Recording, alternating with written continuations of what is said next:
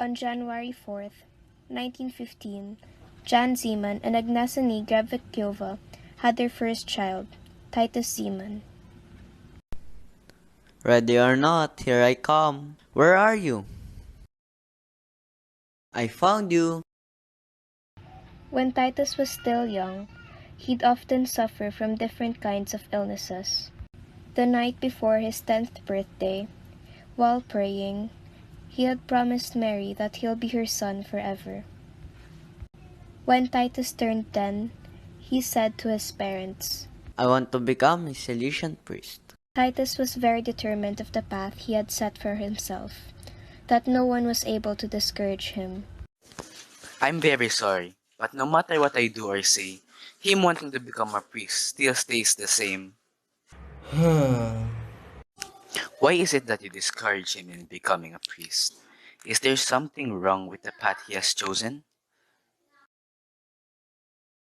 Can you perhaps try again? Maybe tell him something about being separated from his family.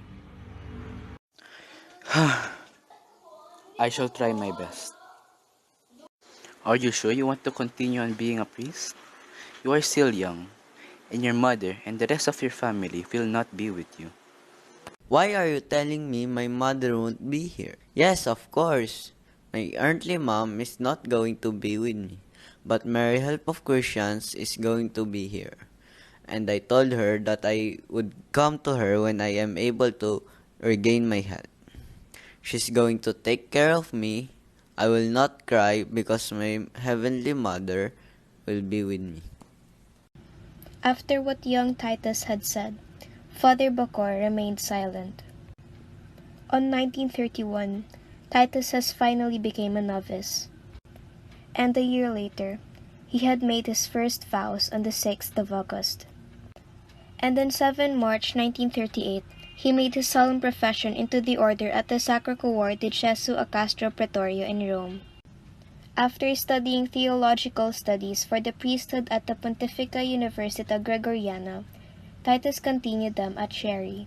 After waiting 2 years, he finally made it into becoming a priest June 23, 1940 by Cardinal Maurilio Fossati. He celebrated his first Mass in his hometown on August 4, 1940 and until 1950, served as both a chaplain and a catechist. At the beginning of the communist regime, after the deportation of religious, he looked for ways to help Salesian seminaries reach the priesthood.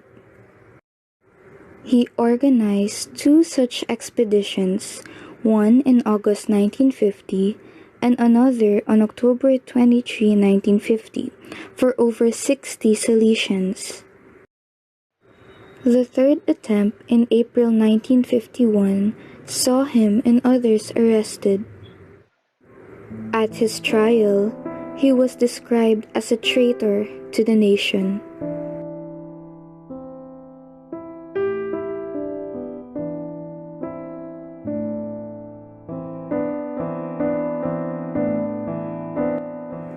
Father Zeman had to face about 13 years of wrongful imprisonment and torture, experiencing hardship in prison and labor camps.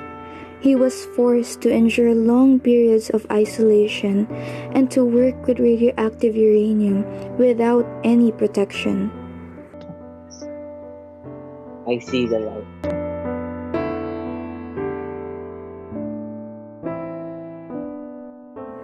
He risked receiving the death sentence, but, due to attenuating circumstances, on February 22, 1952, he was sentenced to imprisonment until 1977 and received parole on March 10, 1964, scarred from the suffering that he endured in prison. He was allowed to exercise the priestly ministry publicly only in 1968. He died in his hometown on January 8, 1969, due to heart failure, with the harsh conditions of his imprisonment a contributing factor in his death. he was regarded as a martyr. His remains were exhumed and moved to the local church in 2010. Father Titus Zeman was beatified on September 30, 2017 in Bratislava. Even if I had lost my life, I would not consider it wasted, knowing that at least one of those I had helped had become a priest in my place.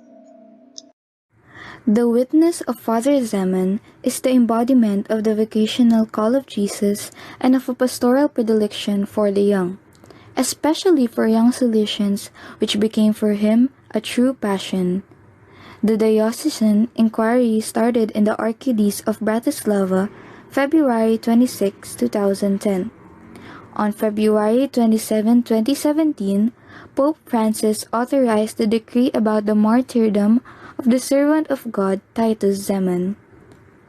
The beatification process commenced in Bratislava on January 22, 2010, under Pope Benedict XVI, after the Congregation for the Causes of Saints granted the official nihil obstat, meaning nothing against, to the cause and titled him as the servant of God.